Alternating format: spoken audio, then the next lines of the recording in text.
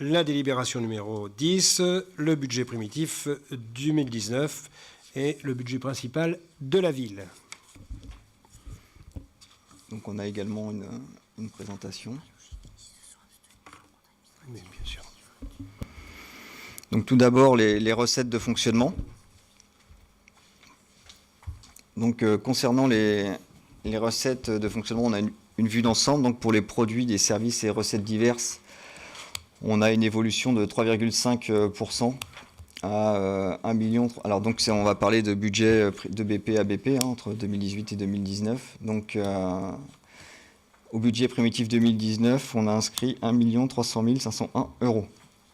Pour les impôts et taxes, une progression de 0,8% à 9 50 000 €.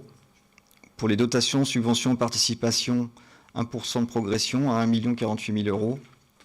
Pour les autres produits divers, gestion courante, donc là une baisse de quasiment 10%, 182 000 €. Atténuation de charges, progression de 5,3%, 116 346 €. Et les produits financiers à la marge. Donc on a des recettes réelles de fonctionnement au BP de 11 697 347 €, soit une progression de 1%, donc ce qui représente 114 000 € de recettes supplémentaires. Sur les éléments qui ont été extraits, donc on a les recettes qui sont liées à la convention 2019 avec le CCAS, c'est-à-dire qu'on aura le montant équivalent en dépenses, donc ça représente 65 000 €. Il y a l'amortissement de subventions d'investissement, et il y a l'excédent reporté, donc 2 218 653 €. Ce qui fait pour le BP 2019 des recettes de fonctionnement de 13 985 000 €. Donc sur une vue d'ensemble sur les produits, des services et refacturations diverses. Donc on a pour le complexe aquatique une progression de 10%, plus 30 000 € à 330 000 €. Donc on s'ajuste sur la moyenne 2014-2018. Pour la restauration scolaire, donc c'est stable à 165 000 €. L'accueil de loisirs, une progression de 5 000 € à 80 000 €. Donc là aussi, ajustement à la moyenne. Études et garderies, donc là c'est une diminution donc de 8 000 € à 52 000 €. C'est lié à une nouvelle organisation à la rentrée scolaire 2018. Pour le multi-accueil, une baisse de 2 000 €. Pour les concessions cimetières, donc là une progression de 2 000 € avec la prise en compte des cavurnes. Ensuite, on a la refacturation personnel THV qui ne bouge pas. Donc l'apparition de la refacturation du personnel CCAS, donc les fameux 65 000 €, donc, qui sont liés à la convention qui a été mise en place. La refacturation du personnel voirie ALM, 180 000 €. Des refacturations diverses, donc, qui diminuent légèrement pour le THV, et la refacturation des frais divers au CCAS. Donc à 15 000 €, c'est lié, l'augmentation est liée à la refacturation de l'électricité. Pour la numéricable et Orange, donc la progression de 10 000 € pardon, à 70 000 €. Donc c'est également la régularisation suite au transfert de compétences avec ALM. Donc et en produits divers et refacturation diverses, 35 000 €. Donc on est à 1 365 500 €, soit une progression de 9%. Pour les recettes fiscales, donc on a les taxes foncières et d'habitation avec une évolution de 1%, donc soit une recette attendue supplémentaire de 59 000 € à 6 765 000 €, avec comme hypothèse donc une revalorisation des valeurs locatives à 2,5% et une stabilité des taux donc sur 2019. Attribution de compensation à ALM ne bouge pas, 1 226 400 €. Pareil pour la dotation de solidarité communautaire à 500 000 €. Les droits de mutation, donc il y a une progression de 15 000 €. Donc on l'a constaté avec la reprise des transactions immobilières. Donc on se réajuste à une moyenne sur des recettes sur 5 ans. Le fonds de péréquation est stable à 135 000 €. Comme les taxes sur les emplacements publicitaires, 110 000 €. Pour les pylônes électriques, 66 000 €. Le droit de place, 3 000 €. Et on arrive aux 9 50 000 €, soit une progression de 1%, et donc 75 000 € de recettes supplémentaires. Pour les dotations et participations, donc la DGF au même niveau qu'en 2018. Donc pour mémoire, en 2018, on a perçu 317 000 €. Donc on attend encore une diminution, car la DGF 2019 sera impactée par la péréquation. Le partenariat avec la CAF est stable à 430 000 €.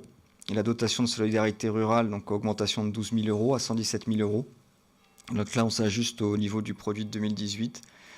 Donc le maintien du fonds de soutien des rythmes scolaires, 40 000 euros. Les emplois aidés, donc là, il y a une suppression, donc c'est moins 10 000 euros. Divers états, donc pour les titres sécurisés élections, une progression de 2 000 euros. Donc en 2019, il y a les élections européennes. Concernant la compensation de la taxe d'habitation, donc là, il y a une progression de 15 000 euros. Donc on s'ajuste au produit 2018. La compensation de la taxe professionnelle disparaît, donc c'est moins 9 000 euros. Les compensations de taxes foncières sont stables à 12 000 euros. Donc on est à 1 048 000 euros, soit 10 000 euros de recettes supplémentaires. Pour le revenu des immeubles, locations et divers, donc qui sont les redevances pour le centre équestre ou GRDF, donc là on a une diminution de 20 000 euros, donc qui s'explique par la cession des actifs. Concernant les remboursements sur rémunération du personnel, donc depuis le 1er janvier 2017, l'assurance statutaire couvre uniquement les risques maladies professionnelles et accidents du travail. Sinon, la commune est en auto-assurance. Donc, ça explique la diminution. Et sur 2019, il y a 17 000 euros pour contribution aux frais de recrutement des agents recenseurs. Donc, les recettes budgétées en 2019 sur ce poste sont de 116 000 euros. En produit exceptionnel, au stade du budget primitif 2019, il n'est pas prévu de produit exceptionnel. Concernant les dépenses de fonctionnement, donc la vue d'ensemble, donc pour les charges à caractère général, il y a une stabilité à 2 191 000 euros. Les charges de personnel, une progression de 2%, 6 118 000 euros. Les autres charges de gestion courante, donc une progression de 0,8% à 1 763 000 euros. Les charges financières, donc on redescend à 302 000 euros.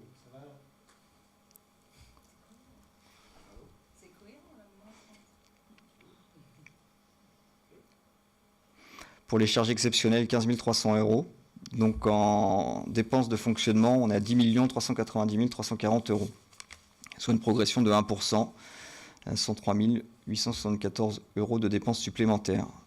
Donc ont été neutralisés donc les 65 000 euros liés à la convention cadre avec le CCAS, la dépense exceptionnelle du THV de 21 850 euros pour l'achat du logiciel, les dotations aux amortissements pour 410 000 euros, les dépenses imprévues, donc où sont inscrits 92 000 euros au budget primitif 2019, la provision pour le projet Coubertin 182 000 euros et le virement de la section d'investissement 2 845 000 euros.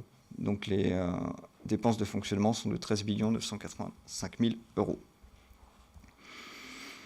Pour les charges à caractère général, donc une décomposition par nature, donc impôts et taxes 74 300 euros, les fluides 524 950 euros, les fournitures 390 000 euros, l'entretien, réparation, maintenance 325 000 euros, prestations diverses 671 000 euros, restauration donc scolaire et ALSH 206 450 euros. Les charges à caractère général donc, sont stabilisées à 2 191 540 euros. Donc, elles se décomposent comme suit. Donc, d'un point de vue administratif, on a une diminution de presque 3%, donc à 158 210 euros, donc avec des économies réalisées sur les assurances ou les abonnements. Pour les finances, donc une progression de 4,1% à 103 700 euros. Donc ça, c'est lié à un changement d'imputation comptable avec ALM. Les ressources humaines, 90 500 euros, c'est stable.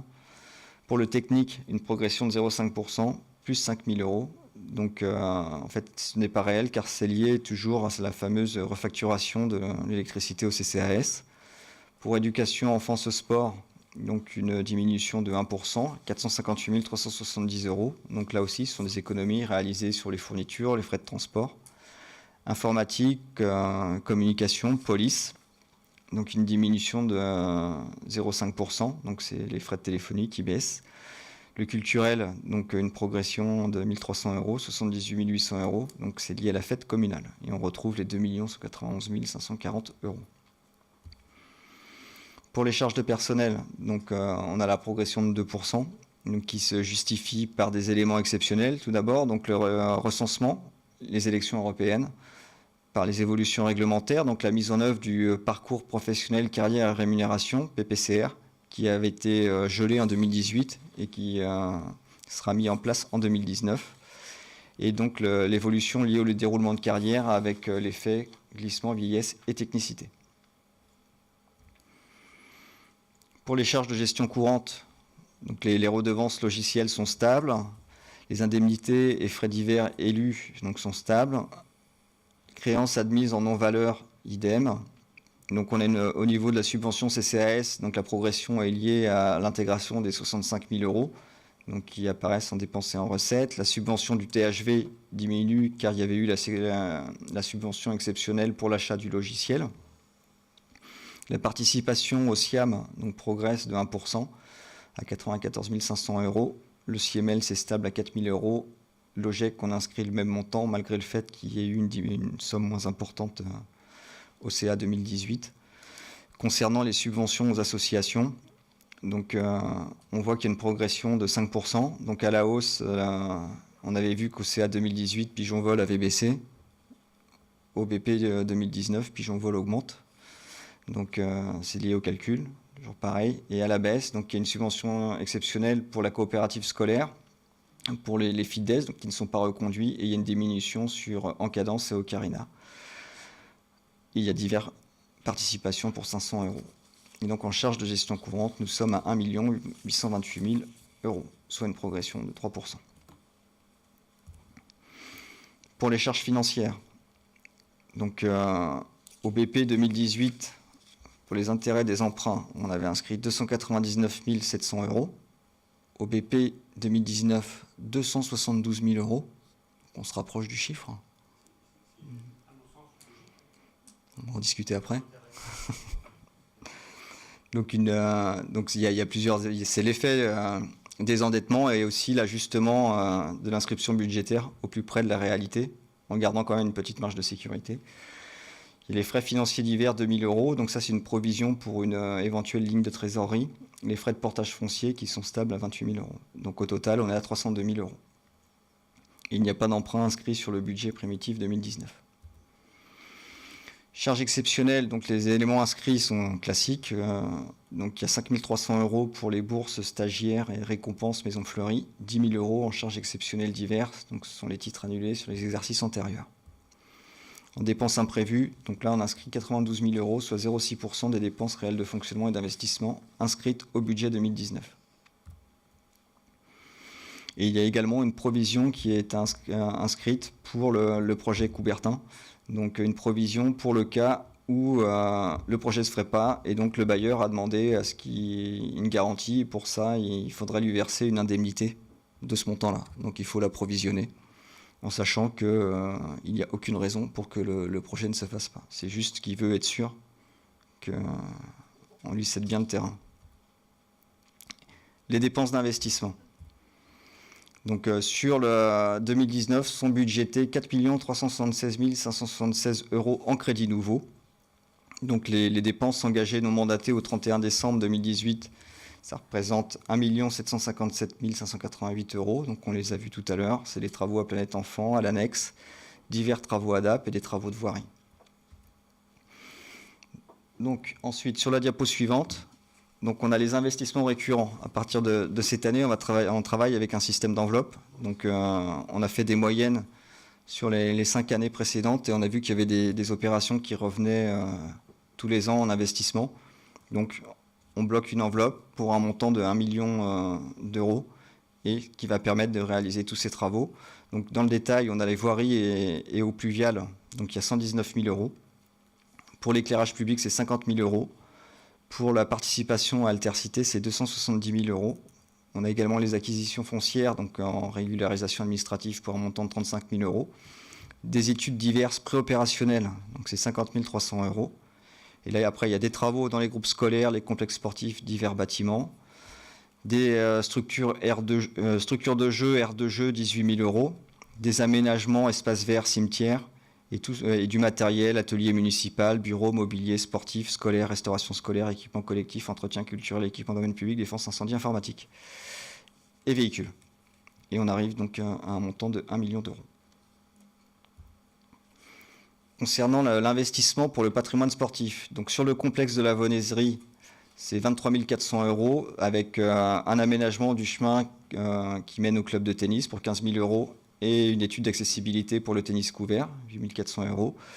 Pour le complexe de la Cressonnière, donc un montant global de 189 300 € avec la réfection du sol de la grande salle. Pour le gymnase vestiaire, donc un remplacement de chaudière et la mise en place d'une pompe à variation de vitesse. Le hangar extérieur, aménagement d'un local ménage. Et pour le gymnase, donc les LED. Pour le complexe de la géométrie, donc 6 000 € pour l'installation d'un banc de touche pour le baseball. Pour le complexe des ardoises, donc mise en place des LED. Et une étude générale sur le bâti sportif pour un montant de 20 000 €. Donc on arrive à 3 700 € d'investissement sur le patrimoine sportif. Concernant le complexe aquatique, donc 80 000 € inscrits pour des mesures conservatoires sur la problématique actuelle. La sectorisation de l'éclairage des bassins, 7 000 € et l'agrandissement des vestiaires du personnel homme, donc une étude pour 4 000 €. Pour le patrimoine scolaire, donc l'école maternelle Jules Ferry, une étude sur la rénovation des sols et plafonds pour 25 000 €. Pour l'école Pierre et Marie Curie élémentaire, donc des structures de jeu pour 15 500 € et une étude d'accessibilité pour 24 100 €. Pour la maternelle, une étude d'accessibilité pour 10 000 €. Et donc concernant la restauration scolaire, donc c'est le complément des parts sociales de la SPL Restauration à verser pour 10 000 €. Donc on a un montant global de 84 600 €. Investissement, donc toujours cadre de vie, voirie, réseau, urbanisme. Donc travaux hors convention de gestion avec Angélois Métropole, 1 352 000 €. Donc qui se décompose comme suit. Pour le Parc de l'Europe, les travaux sur l'entrée nord, 660 000 €.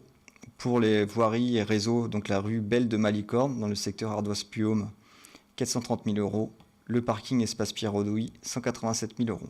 Il y a également d'inscrits de participation au réseau basse tension dans le cadre d'opérations d'urbanisme, 30 000 €. Des équipements de stationnement vélo, 15 000 €. Et une étude prospective d'urbanisme liée au PADD, 30 000 €.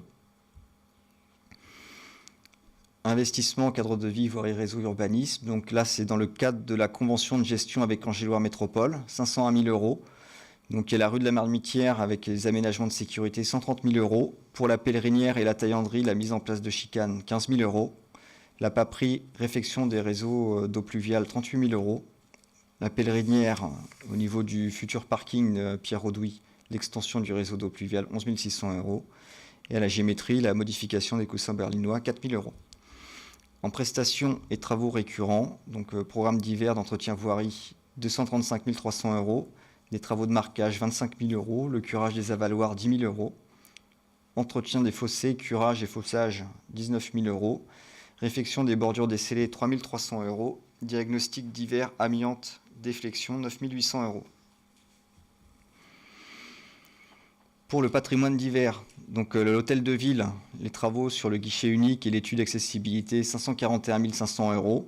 La petite gare, la réhabilitation du bâtiment, 217 000 €.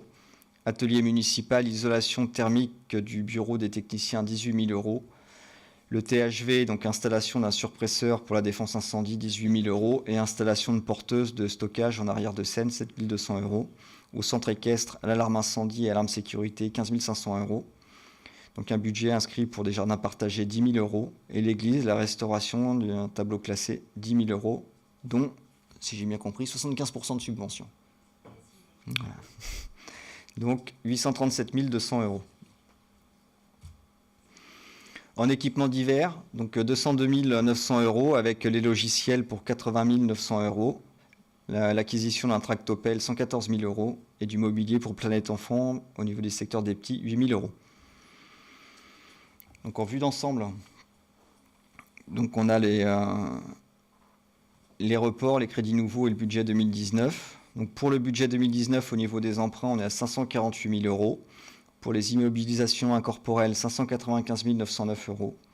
Pour les subventions d'équipement, 201 577 €. Immobilisation corporelle, 4 403 091 €.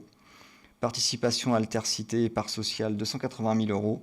Les dépenses de fonctionnement voirie ALM, 340 419 €. Et dépenses d'investissement voirie ALM, 313 168 €.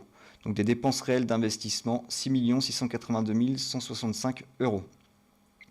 en opération d'ordre entre sections 4 000 euros. Donc on arrive à un montant global à 6 686 165 euros. Sur les recettes d'investissement, donc on a la FCTVA avec 530 000 euros de crédits nouveaux. Donc quand même 190 000 euros de report de 2018. Pour la taxe d'aménagement, 100 000 euros. Pour la subvention d'équipement, donc 612 376 euros. Pour les cautions, 3 000 euros. Les recettes de fonctionnement voirie ALM, 421 700 euros.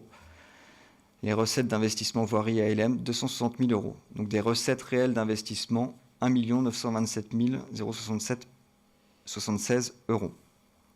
En dotation aux amortissements, 410 000 euros. Le solde d'exécution 2018, 46 535 euros. L'affectation du résultat 2018, 1 456 892 euros. Et le virement de la section de fonctionnement, 2 845 660 euros. Et donc au global, on retrouve les 6 686 165 euros. Donc au niveau du chapitre subvention, il y a une subvention classique qui est principalement l'ADAP pour 368 916 euros. Ça, c'est le détail des 538 196 euros. Et la participation de l'aménageur pour la voirie et branchement rue Belle de Malicorne à 170 000 euros. Ensuite, c'est le budget théâtre THV. Bien, merci Monsieur Chariot. Bon. Ce budget 2019, bien sûr, c'est dans la même ligne de conduite que les budgets précédents. Si l'on veut bien me donner, oui, voilà, l'image. C'est d'abord la maîtrise de l'évolution du budget de fonctionnement. Et une petite remarque, c'est toujours avec une qualité du service aux habitants exactement la même. On a toujours pris le parti de réduire la dette de la collectivité, et ça c'est pour garantir la capacité à investir plus tard, et puis lancer et préparer des nouveaux projets d'investissement. Ça c'est pour les habitants à un niveau raisonnable pour ne pas alourdir la dette. La maîtrise du budget de fonctionnement. Alors, une évolution extrêmement limitée des dépenses de fonctionnement, puisque c'est plus 0,4% de moyenne annuelle entre 2014 et 2018, soit moins que l'objectif fixé par l'État aux grandes collectivités qui est de 1,2. Un maintien des taux de fiscalité sur toute la durée du mandat, et ça sera le cas cette année encore. Une légère progression de l'épargne nette de la collectivité, malgré la perte annuelle des dotations, on est à plus 4,4%.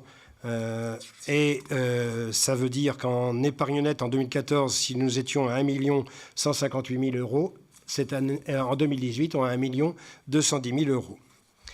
Malgré la perte, ce que je disais, des dotations de l'État, rappelez-vous, en 2014, c'était 990 000 de DGF et en 2019, c'est 317 000 euros. Donc, à peu près plus de 600 000 euros de perte de dotation de DGF. La réduction de la dette, c'est une baisse constante de l'endettement, puisque nous sommes arrivés à 2 738 000 euros depuis 2014, soit moins 29%. Aucun emprunt n'a été contracté depuis 2014 pour financer l'investissement. Bien, et il s'agit bien donc d'une constante aussi dans notre ligne de conduite. Ensuite, donc, les investissements, un financement sans emprunt. Le montant prévu donc des nouvelles dépenses d'investissement dans le budget primitif 2019 s'élève à 4 128 000. Donc là, c'est hors report de 2018. Et au stade de l'inscription budgétaire, ces nouvelles dépenses sont financées sans recours à l'emprunt, uniquement par des ressources propres et des subventions. L'entretien et l'amélioration du patrimoine. Entretien et amélioration des équipements sportifs, ça s'élève d'une façon synthétique à un budget affecté de 146 400 euros. Éducatif, pardon, c'est ce que j'ai dit. Oh, c'est après. Entretien et amélioration des équipements sportifs et de loisirs, donc un budget affecté de 450 000 euros. Et l'entretien et l'amélioration de la voirie pour 501 000 euros. Dans les entretiens et améliorations des équipements éducatifs, c'est pour les dépenses récurrentes, comme on vous l'a expliqué tout à l'heure, dans les écoles, des dépenses récurrentes aussi à Planète Enfants et Maison de l'Enfance, et des dépenses spécifiques dans les écoles à 74 600 euros. Et puis, l'entretien et l'amélioration des équipements sportifs et de loisirs, là aussi des dépenses récurrentes dans les complexes à 75 600 euros, des dépenses spécifiques à 283 000 euros, hors études bâties et pratiques sportives, et des dépenses spécifiques pour le complexe aquatique à 91 000 euros.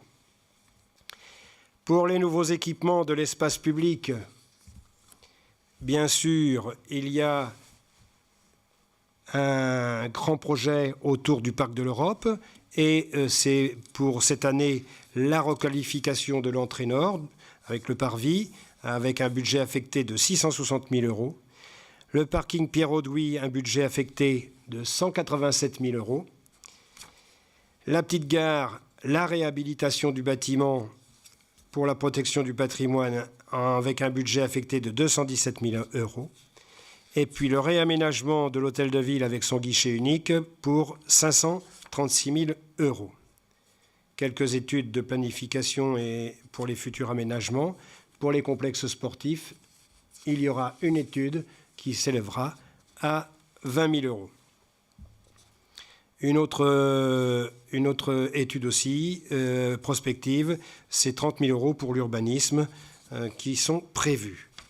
Quant à la transition énergétique, l'éclairage public et les bâtiments, c'est 127 000 euros.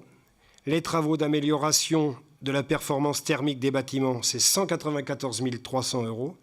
Et la gestion différenciée des espaces verts pour un budget de 15 000 euros.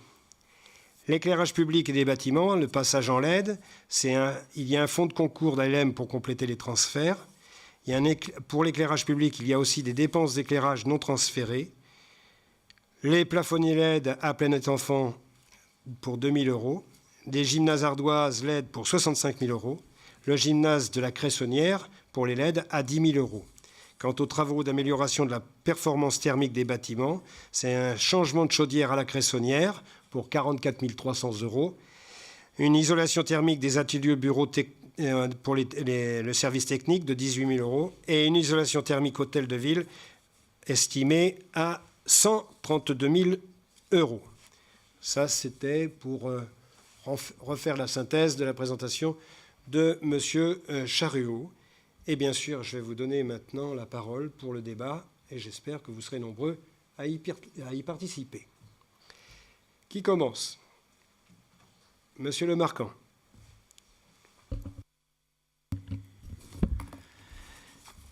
Nous ne voterons pas pour ce budget primitif 2019 de la ville.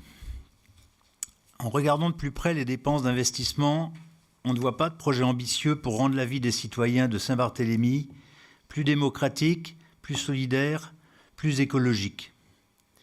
Hier, en commission ADT, nous avons découvert le nouveau PADD, le projet d'aménagement et de développement durable de ALM, qui fixe entre autres des orientations énergétiques pour les communes de l'agglo, y compris toutes les communes nouvelles, et ce jusqu'en 2032. Ce nouveau projet encourage les économies d'énergie, l'utilisation d'énergie renouvelable, toutes les formes de déplacement doux et les circuits courts de fourniture de denrées alimentaires. Nous aurons l'occasion d'en débattre à un prochain conseil municipal au mois d'avril. D'autre part, nous étions plusieurs Bartholoméens à participer mercredi dernier à Châteauneuf-sur-Sarthe à un grand débat animé par la climatologue Valérie Masson-Delmotte, numéro 2 du groupement d'experts sur l'évolution du climat, le GIEC. Je la cite. « On doit couper de 40% les émissions de gaz à effet de serre d'ici à 2030 si on veut maintenir le réchauffement de la planète à plus 1,5 degré. C'est difficile parce que cela remet en cause nos fonctionnements, mais c'est possible si on s'y met maintenant. Chaque voix compte. 2030-2032, c'est seulement 2 mandats d'élus municipaux. De nombreuses solutions locales d'amélioration ont été proposées à Châteauneuf et collectées par l'équipe de Mathieu Orphelin. On vous renvoie au site du Grand Débat pour plus d'informations. Attention, nous ne disons pas que rien n'est fait à Saint-Barthélemy. Nous ne négligeons pas le travail fait sur l'éclairage public et dans les écoles, l'éco-pâturage, les aménagements de parcs et jardins, les efforts faits sur les circulations douces, le début des jardins partagés, la part de bio dans les cantines, les parkings à vélo, l'eau chauffée au solaire de la piscine, le changement de chaudière, etc. etc. Mais il y a un certain nombre de points quand même qui sont réalisés sur Saint-Barthélemy. Mais à notre sens, ce n'est pas suffisant et nous ne devrons pas tout attendre de l'agglo et de son futur territoire intelligent et connecté. Pourquoi ne pas imaginer une enveloppe financière pour un projet décidé de manière participative par les habitants de la commune ? Pourquoi ne pas imaginer une enveloppe financière pour des aides ciblées en fonction des revenus afin de permettre aux particuliers l'amélioration de l'isolation thermique de leur habitation ? Pourquoi ne pas initier ou lancer dès à présent un projet de desserte de la gare de Trilazé à partir de Saint-Barth ? Pourquoi ne pas encourager les chauffe-eau solaires sur la commune ? Voilà un certain nombre de points de réflexion qui permettraient de rendre les citoyens plus solidaires et de les faire plus participer aux économies d'énergie. Je vous remercie. Merci. Autre intervention ? Monsieur Daniel ?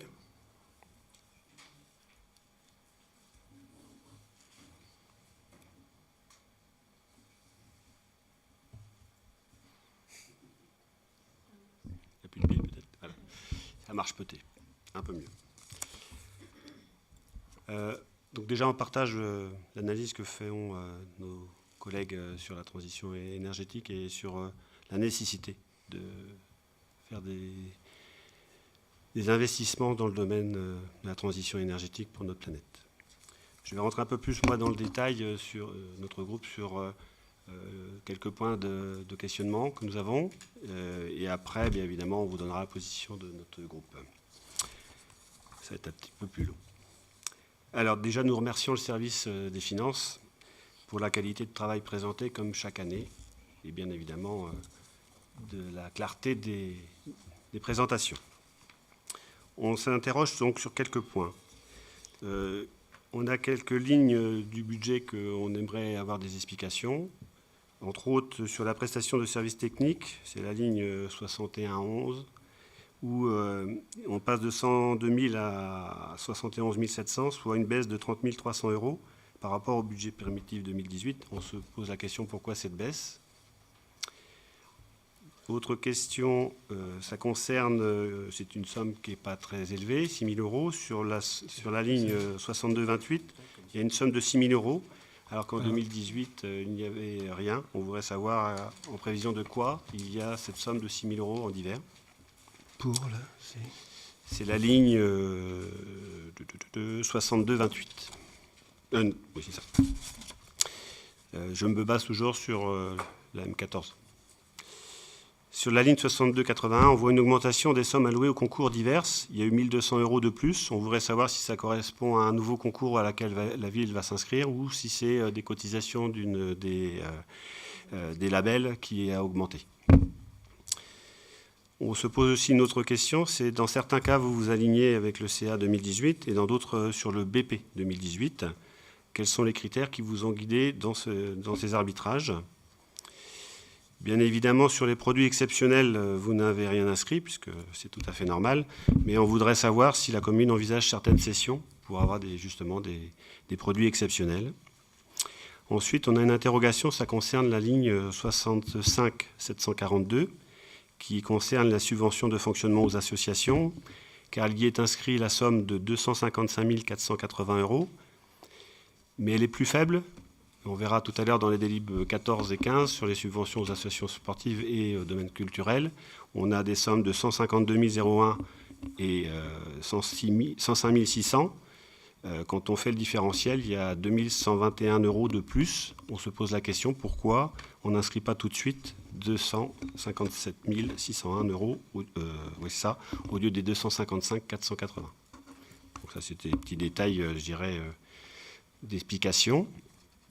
Sur l'investissement, Pouvez-vous nous confirmer que les travaux pour l'aménagement de l'hôtel de ville soient bien inscrits sur la ligne 21 359, aménagement bâtiment divers du document M14, car il n'est pas inscrit de somme sur la ligne 21 356, aménagement de l'hôtel de ville. Alors on voit qu'il y a plus de 500 000 euros d'investissements qui sont prévus. Donc il y a environ 200 000 euros sur la ligne hôtel de ville. Donc on voudrait savoir pourquoi elle n'est pas inscrite à cette ligne-là. Est-ce que c'est normal ou pas? Sur les frais d'études concernant le bâti sportif de 20 000 euros, la question que nous avons, on est satisfait d'ailleurs de cette inscription puisque c'est une demande d'utilisateurs des salles. Et on voudrait savoir si dans l'étude, il y aura également une étude sur la transition énergétique de ces bâtiments. Alors il est inscrit 217 000 euros sur la réhabilitation de la petite gare. On ne connaît pas aujourd'hui l'affectation finale de ce bâtiment. Et une présentation du retour vers le COPIL est prévue après le vote de ce budget. On ne semble pas opposé à la réhabilitation de la petite gare, mais uniquement quand le projet sera connu et abouti. Il serait donc plus judicieux de reporter cette inscription sur un autre budget primitif. Concernant la ligne dépenses imprévues, elle devient raisonnable à 92 000 euros, sauf si on y ajoute la somme de 182 000 euros de dotation aux amortissements pour le projet Coubertin, somme qui ne sera en principe pas dépensée, dixit monsieur l'adjoint. En conclusion, sur ce budget primitif 2019, nous trouvons qu'il manque un effort conséquent en faveur de la transition énergétique. La recherche du retour sur investissement dans ce domaine ne doit pas être un frein, car il en va du mieux-être de notre planète. L'an dernier, nous avions eu une rencontre avec notre député de circonscription qui indiquait que des subventions pour des projets sur ce domaine seraient possibles. Qu'en est-il aujourd'hui? Nous pensons qu'il est important d'investir et d'innover pour que notre commune... attendez, je recommence. Nous pensons qu'il est important d'investir et d'innover pour notre commune dans des projets visibles, dans l'objectif de rester une ville attractive et dynamique et attirer de nouveaux habitants et artisans au commerce. Le projet de la petite gare n'est pas abouti et doit attendre les prochains BP. Pour ces raisons, notre groupe SBRE 2014, et je pense que ça va être une nouveauté pour vous, s'abstiendra sur ce budget primitif 2019.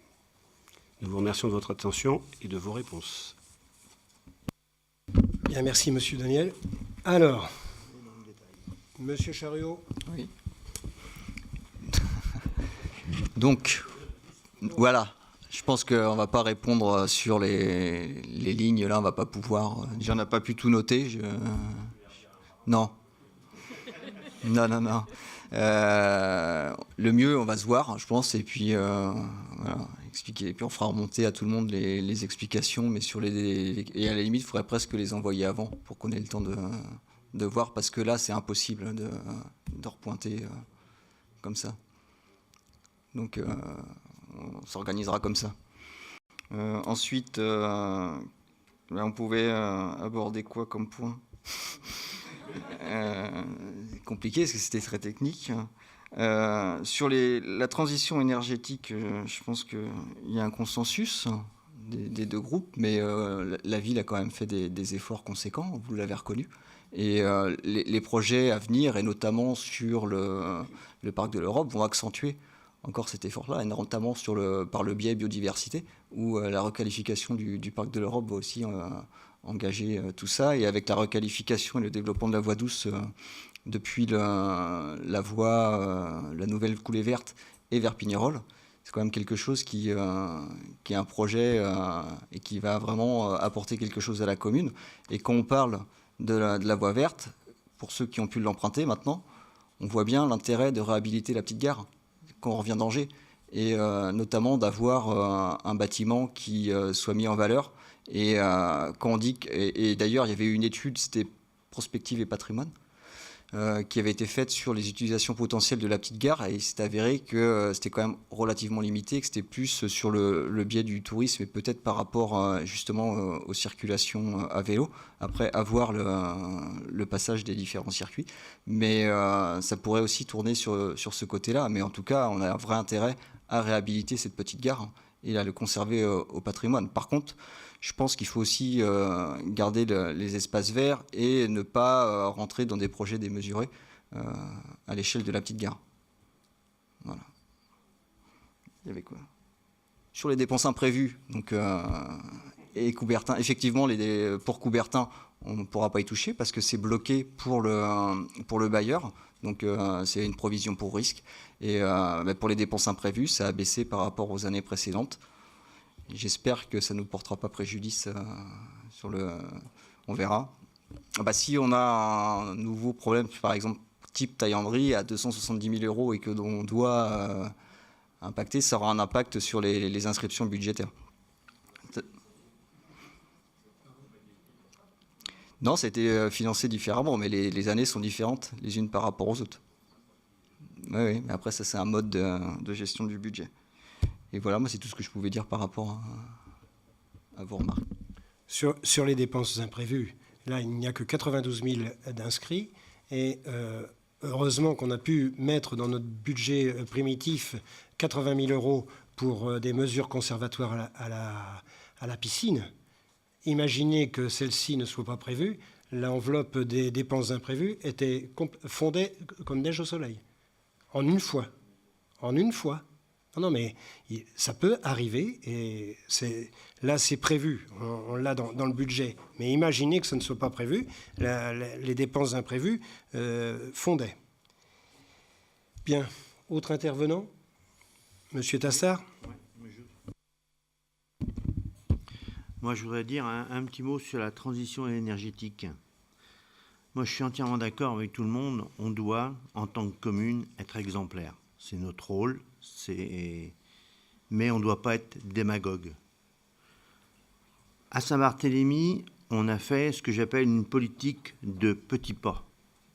On a construit, on a fait un pulse, et on fait des choses réfléchies en fonction du budget que nous avons à notre disposition. Et je pense que ça, c'est très important. Bien entendu, j'entends, on n'est pas assez exemplaire. On n'est pas assez, on est trop endormi pour même sortir des éléments que j'ai entendus. Il est relativement simple de dire demain, je mets X millions sur la transition énergétique. Ça, il n'y a aucun souci. Et on sait exactement où les dépenser. Mais le problème, si on fait du spectaculaire, ce qu'on est capable de faire, mais qui va payer ce spectaculaire? Parce que si c'est la commune, on n'a pas 36 solutions. On est obligé d'augmenter les impôts. Et je me vois mal expliquer à la population qu'on augmente les impôts pour faire la transition énergétique. Et je pense qu'il y a certains gilets jaunes qui ne seraient pas spécialement contents de tout ça. Mais quand même, moi, je remercie les deux groupes pour nous avoir montré et nous avoir prouvé tous les petits pas que l'on a fait à travers de ces années sur la transition énergétique. Et il y en a plein qu'on ne cite pas. Je rappellerai quand même qu'on a un audit énergétique de nos bâtiments qui a été fait par le SIEMEL. Et là, ça prouve qu'on entretient nos bâtiments quand même, parce qu'on se trouve malheureusement, je dis malheureusement, dans la tranche intermédiaire. On a été très mauvais, on avait des subventions sans problème, parce que pour avoir des subventions, il faut qu'il y ait un delta de 40% minimum. Et comme on est dans la tranche intermédiaire, le delta en haut, il est très dur à avoir. Donc on a quand même des bâtiments qui sont, que je qualifierais de tout à fait honnêtes. Vous avez parlé d'actions qui ont été faites. Je voudrais quand même aussi rappeler les véhicules électriques qu'on a réussi à avoir. Dans les marchés publics, les clauses d'insertion qu'il y a eu, le plan vélo, les vélos pour la police municipale. Enfin, et je vais même rentrer dans le détail. Et je pense que personne autour de la table n'est vraiment au courant. Savez-vous que l'on achète du café équitable pour la mairie, qu'on a besoin de café? Vous voyez, ça va juste dans ce détail-là. On ne va pas le crier sur les toits, mais je pense que c'est important. C'est un travail de tous les jours pour aller vers la transition énergétique. Et tout le monde doit y participer. Et c'est l'effort de chacun. On va réussir à aller vers cette transition que tout le monde a besoin. Lorsqu'on parle de jardin partagé, lorsqu'on a dit qu'on faisait de l'éco-pâturage, tout ça, quelque part, c'est très peu. mais au lieu d'avoir une tondeuse qui va polluer, on va avoir une chèvre ou un mouton.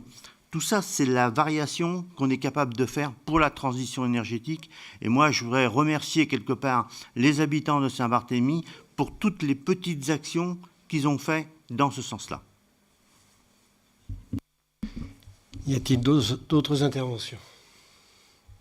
Monsieur Gaudin. Oui, je reprends ce que vous avez dit par rapport justement aux Gilets jaunes, qui ne seraient peut-être pas d'accord. Mais on a peut-être aussi d'autres options, c'est-à-dire que ça s'est fait dans d'autres villes. Il y a des aides qui peuvent être apportées justement à des habitants de Saint-Bar qui sont en difficulté, par exemple financière, pour faire une réhabilitation thermique de leur logement. Comment? Mais pourquoi pas? Oui, non, mais justement, mais pourquoi la proposition, entre autres, qu'on met sur la table, c'est pourquoi la ville de Saint-Bar ne se doterait pas d'un budget pour aider justement les habitants de Saint-Bar par rapport à ce type de projet. Et là, je crois que ça met en place une autre redistribution, une distribution des richesses plus importante que peut-être celle qu'on connaît aujourd'hui. Mais à mon avis, après, le regard des Gilets jaunes, par rapport à la question énergétique, elle serait peut-être vécue différemment. Oui, Monsieur Tastard. Oui, juste un point. Des aides, il y en a quelques-unes au niveau d'Angers-Loire Métropole, qui correspondent à ce que vous souhaitez. Je rappelle aussi qu'il y a un organisme qui s'appelle l'ALEC, qui permet aux habitants de Saint-Bar, parce qu'ils sont venus faire de la cartographie, comment ça s'appelle, de l'imagerie thermique. Donc chaque habitant pouvait avoir exactement le diagnostic de son bâtiment et faire les travaux en conséquence. Et il y a des aides pour faire ces travaux-là. Il y a plein de choses qui existent. Il y a l'ALEC, il y a l'Alizé, il y a tout ça qui est sur Angers-Loire Métropole. Déjà, réunissons toutes les aides qu'il y a au niveau d'Angers-Loire Métropole et vous allez voir, avec des conditions de ressources, bien entendu, ça joue avec des conditions de ressources, qu'il y a des choses qui peuvent se faire en ne déboursant pas trop d'argent pour aller vers la transition énergétique et l'économie d'énergie des bâtiments. Merci. Bon, moi, je crois que la transition énergétique, vous avez tous, on va tous dans le même sens. Hein. Elle est obligatoire et incontournable. Ça, on est tous d'accord. Et elle devient de plus en plus pressante. C'est vrai. Et elle doit s'inscrire dans un programme. Mais bon, on peut être opportuniste et jouer sur cette opportunité. Mais je vous ferai remarquer que en 2014, nous n'avions dans nos programmes, ni les uns ni les autres, inscrit la transition énergétique. Donc, bien sûr, on peut changer. Mais il faut... moi, je prends le principe, sur ce mandat, de respecter les engagements qu'on a pris en 2014. Et ceci, bien sûr, en montant des budgets. Donc, la transition énergétique, elle est vue, elle est même transversale. Elle va se nicher partout. Ici, à Saint-Barthélemy, ce n'est pas simplement que des efforts au niveau de la technicité et des économies d'énergie, c'est aussi, par exemple, même dans l'animation pédagogique. Vous avez, pas plus tard qu'aujourd'hui, un article dans le Courrier de l'Ouest qui rappelle qu'il y a eu une animation pédagogique sur ce thème dernièrement. C'est, dans la transversalité, c'est aussi des actions qui sont menées par le village Pierre Rabhi, avec des repères cafés et les écoles. Et puis, c'est toujours une adaptation à nos possibilités financières, hein, et avec en particulier des précautions sur le retour d'investissement. Parce que quand on a aussi des études qui sont faites par le SIEML et qui nous donnent un retour d'investissement sur 30 ou 35 ans, et encore c'est bien, il faut peut-être voir aussi ce qu'en pense le contribuable. À titre individuel, rien qu'à titre individuel, qui a changé sa voiture pour être écolo aujourd'hui, autour de la table?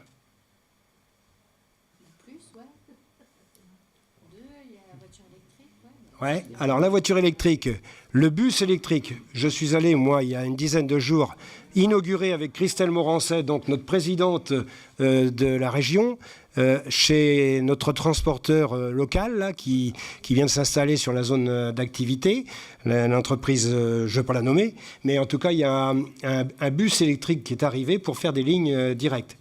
C'est 3 fois le prix d'un bus au diesel.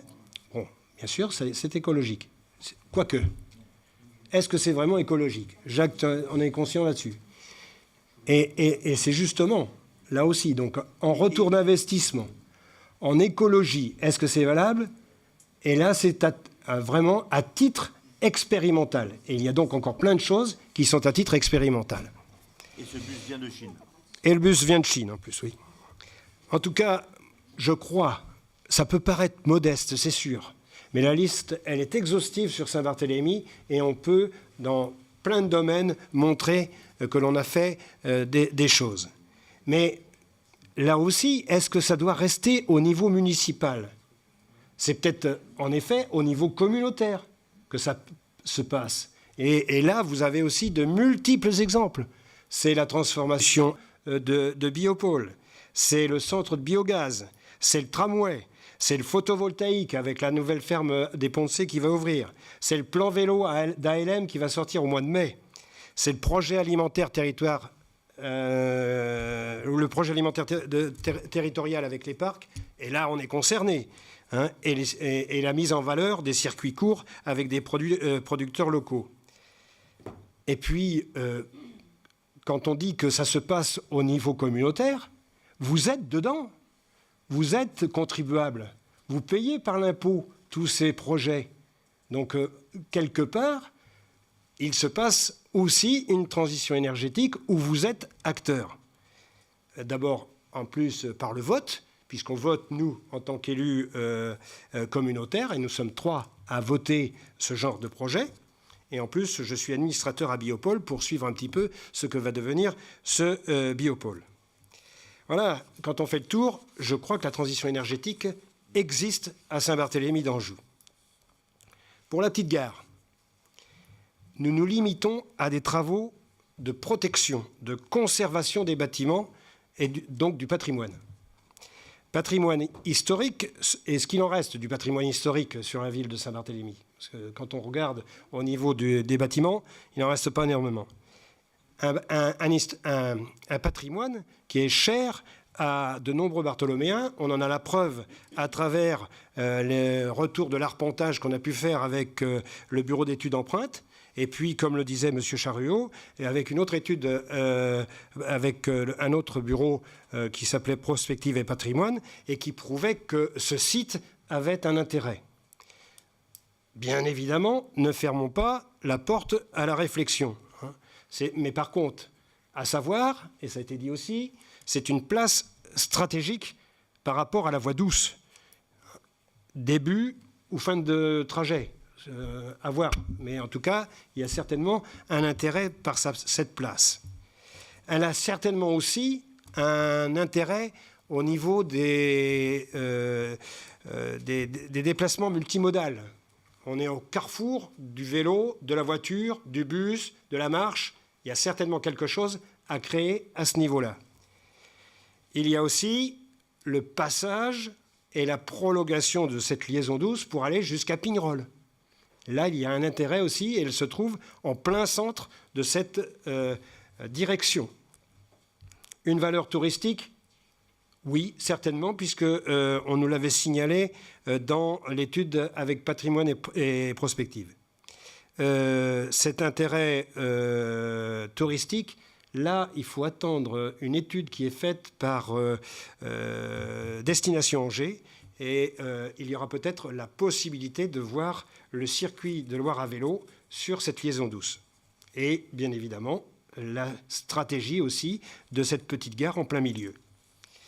Elle rentre dans la logique du plan vélo développé par Angers-Loire Métropole, ça je vous l'avais déjà dit. Et puis il y a aussi, elle est au croisement, elle est en interquartier. Il y a plusieurs quartiers qui sont autour de cette petite gare. Et enfin, une dernière idée aussi qui sera creusée, c'est l'intérêt pour nos associations qui sera creusé auprès de nos sportifs et de leurs fédérations, cyclistes, randonneurs, qui sont extrêmement nombreux sur Saint-Barthélemy, mais aussi qui viennent d'ailleurs pour emprunter nos circuits. Donc là, il y a aussi à réfléchir, mais pour l'instant, en effet, ce n'est qu'une conservation du patrimoine. Et que ça. Après, à retenir quand même, on avait réussi à avoir une subvention de la région qui était extrêmement importante si l'on développait quelque chose autour de cette petite gare. En finances et fiscalité, donc on a présenté le budget et moi j'en ai fait la synthèse tout à l'heure avec un diaporama. Je rappelle que c'est le respect de nos engagements de 2014 avec un programme. Ce programme, ce n'était pas que des promesses, on a bien dépassé ça, mais c'est des engagements et une ligne de conduite que l'on a tenue de 2014 jusqu'à 2019. On est comme de nombreuses communes autour de nous, c'est la protection, tout d'abord, du contribuable. Pas d'augmentation de taux. Et là, je crois que c'est indispensable de la situation actuelle des concitoyens, on le sait tous, le contribuable, il n'y a pas de possibilité d'augmenter les impôts. Là, par contre, il y a quand même quelque chose qui se passe, c'est la revalorisation forfaitaire des bases fiscales qui est liée à l'inflation, et il y a quand même une petite augmentation des impôts. Donc, si l'on devait augmenter notre taux, pour le rattrapage, entre autres, des pertes de dotation, il serait énorme. Il faudrait peut-être augmenter le taux de 10-15%. Donc il n'en est pas question. Une autre ligne de conduite, c'était aussi le remboursement de la dette. Et là, c'est pour nous quelque chose d'une logique collective de dire on protège le contribuable de demain et on protège les générations à venir. L'autofinancement pour nos investissements, c'est donc un vrai choix et nous le revendiquons collectivement. Pas d'emprunt, et vous avez pu voir, il y a une courbe qui existe, c'était sur le débat d'orientation budgétaire, qui montre qu'on sera un peu plus à l'aise, voire même à l'aise, à partir de 2025. Il y a aussi quelque chose qui a été particulièrement marquant sur ce mandat, et c'est pour ça qu'il fallait être particulièrement prudent, c'est l'incertitude permanente des recettes. Nous n'avons pas eu une année où on a eu une stabilité pour se dire on prépare un PPI de longue haleine. On ne savait pas ce que ça allait devenir. Et qui sait ce que vont devenir nos finances? La taxe d'habitation compensée par l'État, quelle sera? On en a déjà parlé. Est-ce que ça sera juste une compensation à l'euro près? Oui, pour 2019. En 2020, la grande inconnue. Et si ce n'est qu'une compensation, ce n'est pas suffisant pour une bonne raison, c'est qu'il faudra une évolution, puisqu'on avait toujours jusqu'à maintenant une évolution de nos bases, au moins celle-ci. Donc là, qu'est-ce qu'il en sera? On n'en sait strictement rien. Et puis, la taxe d'habitation compensée, c'est encore une façon de mettre la commune sous tutelle. Et donc, on y perd certainement de l'autonomie. La maîtrise, on a maîtrisé et on l'a montré, les dépenses de fonctionnement.